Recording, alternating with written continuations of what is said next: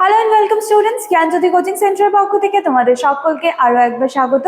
আলোচনা করব আজকে আমরা নির্দেশনার মাত্রা নিয়ে বা গাইডেন্সের যে ডাইমেনশনসগুলো রয়েছে সেটা নিয়ে কিন্তু আজকে আমাদের ক্লাস বা আলোচনার বিষয়। ক্লাস বা আলোচনার বিষয় শুরু করার আগে জায়গাটা ঝটপট দেখে নিচ্ছি। দেখো এখানে দুটো কন্ট্যাক্ট নাম্বার তোমরা দেখতে পাচ্ছ, যে কোনো একটি নাম্বারে কল করে কিন্তু আমাদের সাথে তোমরা সরাসরি যোগাযোগ করে নিতে পারছো। এছাড়া এখানে দুটো কোর্স ফি তোমরা কিন্তু দেখতে পাচ্ছ। এখানে রয়েছে যে মেজর স্টুডেন্টসদের জন্য 1199 টাকা এবং মাইনর স্টুডেন্টসদের জন্য রয়েছে মাত্র 699 টাকা। এখানে কিন্তু পুরো কোর্স ফি স্ট্রাকচারটা দিয়ে দেওয়া রয়েছে, একটু ভালো করে দেখলেই কিন্তু পুরো বিষয়টা তোমরা জানতে পারবে। এছাড়াও যদি কোনো রকম কোয়ারিজ থেকে থাকে তোমরা যে কোনো একটি নাম্বারে কিন্তু কল করে আমাদের সাথে যোগাযোগ করে নিতে পারছো। চলো অতিরিক্ত কথায় না গিয়ে আলোচনার বিষয়ে এবার আমরা ফিরে আসছি। তাহলে নির্দেশনার মাত্রা, ঠিক আছে? তাহলে আলোচনা করব আজকে কি নিয়ে, আমরা নির্দেশনার মাত্রা নিয়ে। চলো, কি বলা হচ্ছে যে ডাইমেনশনস অফ গাইডেন্স বা নির্দেশনার মাত্রা বলতে কি বোঝায়? শিক্ষার্থী বা ব্যক্তির সর্বাঙ্গীন বিকাশের জন্য বিভিন্ন ক্ষেত্র বা দিক থেকে নির্দেশনা দেওয়া হয়। তাহলে নির্দেশনার মাত্রা বলতে এখানে কি বোঝানো হচ্ছে? যে কাউকে যদি আমি পরামর্শ দিতে চাই বা নির্দেশনা দিতে চাই, তাহলে সেই দিকে বলছে বা সেই শিক্ষার্থী বা সেই ব্যক্তির ওভারঅল ডেভেলপমেন্টের জন্য বিভিন্ন ক্ষেত্র বা বিভিন্ন দিক থেকে কিন্তু নির্দেশনা দেওয়া।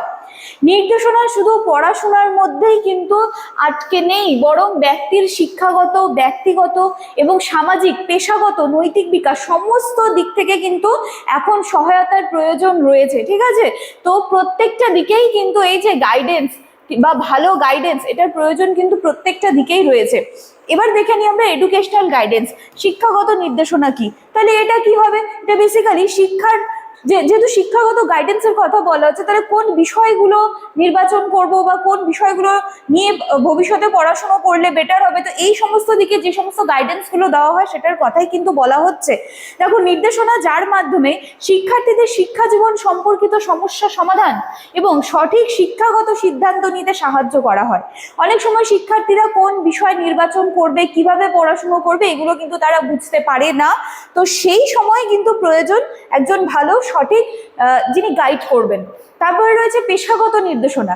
এবার কি, তাহলে এখানটায় কি হবে যে কি ধরনের পেশা সে বেছে নেবে, তো সেই ক্ষেত্রেও কিন্তু অনেক সময় দেখা যায় যে অনেকে কিন্তু মিসগাইড হয়ে যাচ্ছে। তাহলে এখানেও কিন্তু গাইডেন্সের প্রয়োজন রয়েছে। তারপরে হচ্ছে ব্যক্তিগত নির্দেশনা। এটা কি বলছে? ব্যক্তির ব্যক্তিগত সমস্যা ও মানসিক সমস্যার সমাধানে সহায়তা করে। অনেক সময় শিক্ষার্থীরা আত্মবিশ্বাসের অভাবে বা অনেক সময় মেন্টাল স্ট্রেস বলো বা ফ্যামিলি প্রবলেম বলো, সমস্ত কিছু কারণে কিন্তু ভুগতে থাকে। তো এই ক্ষেত্রে অবশ্যই প্রয়োজন একজন কাউন্সিলরের বা একজন শিক্ষক বা একজন যিনি খুব ভালো গাইড করছেন, যাতে অ্যাটলিস্ট মেন্টালি সেই ব্যক্তি বা সেই স্টুডেন্টকে কিন্তু সাপোর্ট করা যেতে পারে।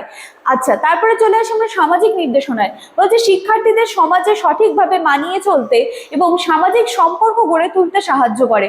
সমাজে বসবাস করতে গেলে সহযোগিতা, সহনশীলতা, দায়িত্ববোধ ও সামাজিক মূল্যবোধ, এইগুলো শেখা কিন্তু ভেরি ভেরি ইম্পর্টেন্ট।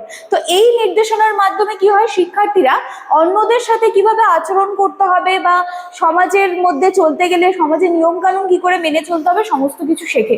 এবং এরপরে চলে আসছে কিন্তু একদম শেষে আমরা নৈতিক নির্দেশনা বা মোরাল গাইডেন্সে, যেখানে বলা হচ্ছে যে শিক্ষার্থীদের নৈতিক মূল্যবোধ ও আদর্শ গঠনে সাহায্য করে এবং এর মাধ্যমে তারা সততা, দায়িত্ববোধ, ন্যায়পরায়ণতা, সহানুভূতি, এই যে সমস্ত কিছু ধরনের যে ভালো কোয়ালিটিস, এইগুলো কিন্তু অর্জন করে এবং যার মাধ্যমে কিন্তু সে একজন ভালো ব্যক্তি, একজন দায়িত্বশীল নাগরিক, সমস্ত কিছুই কিন্তু তৈরি হতে পারছে। ঠিক আছে? তাহলে এই কিন্তু নির্দেশনার মাত্রা, এই দিকগুলো কিন্তু তোমরা খুব ভালোভাবে এক্সামে সুন্দর করে সাজিয়ে গুছিয়ে লিখে আসবে। ক্লিয়ার? তাহলে আজকের ক্লাস বা আলোচনার বিষয় আমার এতখানিই থাকছে। বিষয়টা ভীষণ সোজা, ভালো করে দেখলে কনসেপ্ট ক্লিয়ার করতে পারবে। চলো দেখা হচ্ছে আবার নেক্সট দিনে ক্লাসে। Thank you.